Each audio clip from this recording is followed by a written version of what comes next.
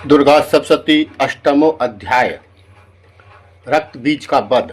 ओम अरुणाम करुणातरंगिताक्षिं घृतपाशांकुश बाणुचाप हस्ताम अणिमादिभिरावृतां मयूखेरहमि त्वैव विभावये भवानीम्। मैं अनिमा आदि सिद्धिमय किरणों से आवृत भवानी का ध्यान करता हूँ।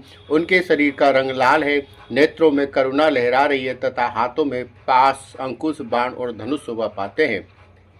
आगे ऋषि कहते हैं, चंड और मुंड नामक दैत्यों के मारे जाने तथा बहुत सी सेना का संहार हो जाने पर दैत्यों के राजा प्रतापी शुंभ के मन में बड़ा क्रोध हुआ और उसने दैत्यों की संपूर्ण सेना को युद्ध के लिए कूच करने की आज्ञा दी। वह बोला, वो आज युद्धायुद्ध नाम के 86 दैत्य सेनापति अपनी सेनाओं के साथ युद्ध करने के लिए प्रस्थान करें।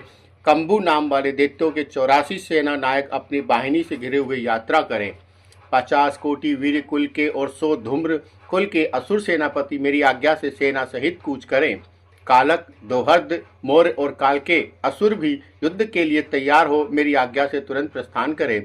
भयानक शासन करने वाले असुर राज शुंभ का इस प्रकार आज्ञा दे सहस्त्रों बड़ी बड़ी सेनाओं के साथ युद्ध के लिए प्रसिद्ध हुआ। उसकी अत्यंत भयंकर सेना आते देख चंडिका ने अपने धनुष की टंकार से पृथ्वी और आकाश के बीच के भाग को गुंजा दिया। राजन, तदंतर देवी के सिंह ने भी बड़े जोर जोर से दहाड़ना आरंभ किया। फिर अंबिका ने घंटे की शब्द से उस ध्वनि को और भी बढ़ा दिया। धनुष की टंकार, सिंह की दहाड़ और घंटे की ध्वनि से संपूर्ण दिशाएं गूंज उठी। उस भयंकर शब्द से काली ने अपने विकराल मुख को और भी बढ़ा लिया और इस प्रकार वे विजयिनी हुई। उस तुमुल नाद को सुनकर दैत्यों की सेनाओं ने चारों ओर से आकर चंडिका देवी, सिंह तथा काली को क्रोधपूर्वक घेर लिया। राजन, इसी बीच में असुरों के विनाश तथा देवताओं के अभ्युदय के लिए ब्रह्मा, शिव, कार्तिकेय, विष्णु तथा इंद्र आदि देवियों की शक्तियां जो अत्यंत पराक्रम और बल से संपन्न थी, उनके शरीरों से निकलकर उन्हीं के रूप में चंडिका देवी के पास गईं। जिस देवता का जैसा रूप, जैसी वेशभूषा, जैसा वाहन, ठीक वैसे ही साधनों से संपन्न हो, उस शक्ति असुरों से युद्ध करने के लिए आई। सबसे पहले हंसयुक्त विमान पर बैठी हुई अक्षसूत्र और कमंडलू से सुशोभित ब्रह्मा जी की शक्ति उपस्थित हुई, जिसे ब्रह्माणी जी कहते हैं। महादेव जी की शक्ति वृषभ पर आरूढ़ हो, हाथों में श्रेष्ठ त्रिशूल धारण किए हुए, महानाग का कंकन पहने और मस्तक में चंद्र रेखा से विभूषित होकर वहां आ पहुंची। कार्तिकेय जी की शक्ति रूपा जगदम्बिका का उन्हीं रूप धारण किए श्रेष्ठ मयूर पर आरूढ़ हो, हाथ में शक्ति लिए दैत्यों से युद्ध करने के लिए आई। इसी प्रकार भगवान विष्णु की शक्ति गरुड़ पर विराजमान हो, शंख, चक्र, गदा, सारंग, धनुष तथा खड़ग हाथ में लिए वहां आई। अनुपम यज्ञवारा का रूप धारण करने वाली श्री हरि जी की जो शक्ति है, वे भी 12 शरीर धारण करके वहां उपस्थित हुई। नारा सिंह की शक्ति भी नरसिंह के समान शरीर धारण करके वहां आई। उसकी गर्दन के बालों को झटके से आकाश के तारे बिखरे पड़ते थे। इसी प्रकार इंद्र की शक्ति वज्र हाथ में लिए गजराज ऐरावत हाथी पर बैठकर आई और उसके भी सहस्त्र नेत्र थे। इंद्र का जैसा रूप वैसा ही उनका भी था।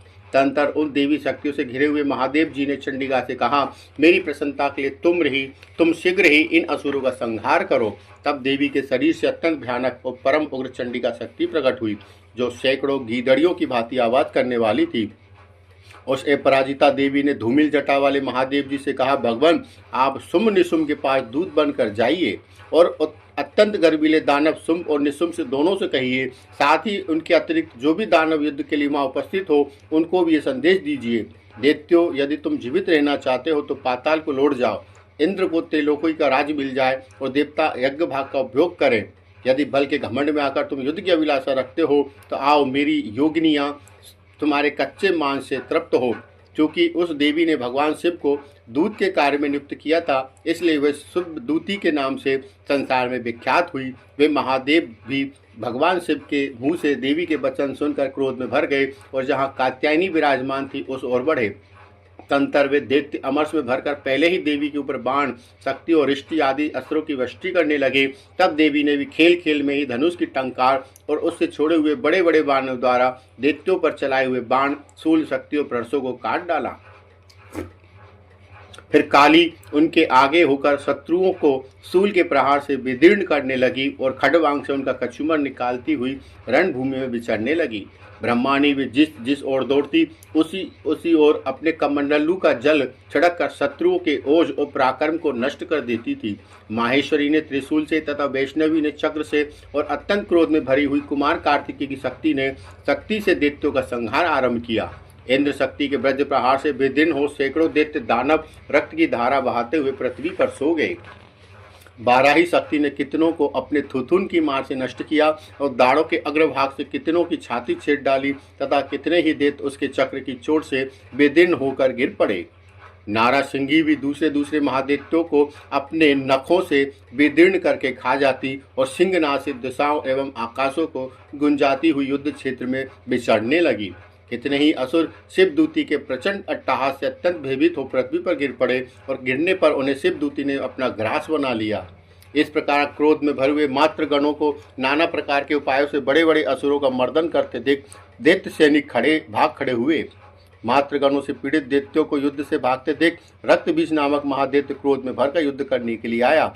उसके शरीर से जब रक्त की एक बूंद पृथ्वी पर गिरती तब उसी के समान शक्तिशाली एक दूसरा महादैत्य पृथ्वी पर पैदा हो जाता। महासुर रक्तबीज हाथ में गदा लेकर इंद्र शक्ति के साथ युद्ध करने लगा। तब इंद्र ने अपने वज्र से रक्तबीज को मारा। वज्र से घायल होने पर उसी के शरीर से बहुत सा रक्त चूने लगा और उसी के समान रूप तथा पराक्रम वाले योद्धा उत्पन्न होने लगे। उसके शरीर से रक्त की जितनी बूंदें गिरती उतने ही पुरुष उत्पन्न हो गए। वे सब रक्तबीज के समान ही वीरवान, बलवान और पराक्रमी थे। वे रक्त से उत्पन्न होने वाले पुरुष भी अत्यंत भयंकर और अस्त्र का प्रहार करते हुए मातृगणों के साथ घोर युद्ध करने लगे। पुणे वज्र के प्रहार से जब उसका मस्तक घायल हुआ तब रक्त बहने लगा और उससे हजारों पुरुष उत्पन्न हो गए। वैष्णवी ने युद्ध में रक्तबीज पर चक्र का प्रहार किया तथा ऐन्द्री ने उस दैत्य सेनापति को गदा से चोट पहुंचाई। वैष्णवी के चक्र से घायल होने पर उसके शरीर से जो रक्त बहा उससे उसी के बराबर आकार वाले सहस्त्रों महादैत्य प्रकट हो गए। उनके द्वारा संपूर्ण जगत व्याप्त हो गया। कुमारी ने शक्ति से, बाराही ने खड़ग से और माहेश्वरी ने त्रिशूल से महादैत्य रक्तबीज को घायल किया। क्रोध में भरे हुए इस महादैत्य रक्तबीज ने भी गदा से सभी मात्र शक्तियों पर पृथक प्रहार किया। शक्ति और शूल आदि से अनेक बार घायल हो जाने पर उसके शरीर से रक्त की धारा पृथ्वी पर गिरी। उससे भी निश्चय ही सैकड़ों असुर उत्पन्न हुए। इस प्रकार उस महादैत्य के रक्त से प्रकट हुए असुरों द्वारा संपूर्ण जगत व्याप्त हो गया। इससे उन देवताओं को बड़ा भय हुआ। देवताओं को उदास देख चंडिका ने काली से शीघ्रतापूर्वक कहा, चामुंडे तुम अपना मुख और फैलाओ तथा मेरे शस्त्रपात से गिरने वाले रक्त बिंदुओं और उनसे उत्पन्न होने वाले महादैत्यों को तुम अपने इस उतावले मुख से खा जाओ। इस प्रकार रक्त से उत्पन्न होने वाले महादैत्य का भक्षण करती हुई तुम रण में विचरती रहो। ऐसा करने से दैत्य का सारा रक्त छीन हो जाने पर वे स्वयं भी नष्ट हो जाएगा। उन भयंकर दैत्यों को जब तुम खा जाओगी तब दूसरे नए दैत्य उत्पन्न नहीं हो सकेंगे। काली से यूं कहकर चंडिका देवी ने शूल से रक्तबीज को मारा और काली ने अपना मुख में उसका रक्त ले लिया। तब उसने वहां चंडिका पर गदा से प्रहार किया किंतु गदापात ने देवी को तनिक भी वेदना नहीं पहुंचाई। रक्तबीज के घायल शरीर से बहुत सा रक्त गिरा किंतु जो ही वह गिरा तो ही चामुंडा ने उसे अपने मुख में ले लिया। रक्त गिरने से काली के मुख में जो महादैत्य उत्पन्न हुए वह उन्हें चट कर गई और उससे रक्तबीज का रक्त भी पी लिया। तंत्र देवी ने रक्तबीज को जिसका रक्त चामुंडा ने पी लिया था वज्रपाण, खड़ग और रिष्टि आदि से मार डाला। राजन, इस प्रकार शस्त्रों के समुदाय से आहत एवं रक्तहीन हुआ महादैत्य रक्तबीज पृथ्वी पर गिर पड़ा। नरेश्वर, इससे देवताओं को अनुपम हर्ष की प्राप्ति हुई और मातृगण उन असुरों के रक्तपान के मत से उद्दस्त होकर नृत्य करने लगा। सभी सनातन धर्म प्रेमियों, अब हम दुर्गा सप्तशती के अगले अध्याय में पहुंचेंगे जहां निशुंभ का वध प्रसंग आएगा। जय माता दी।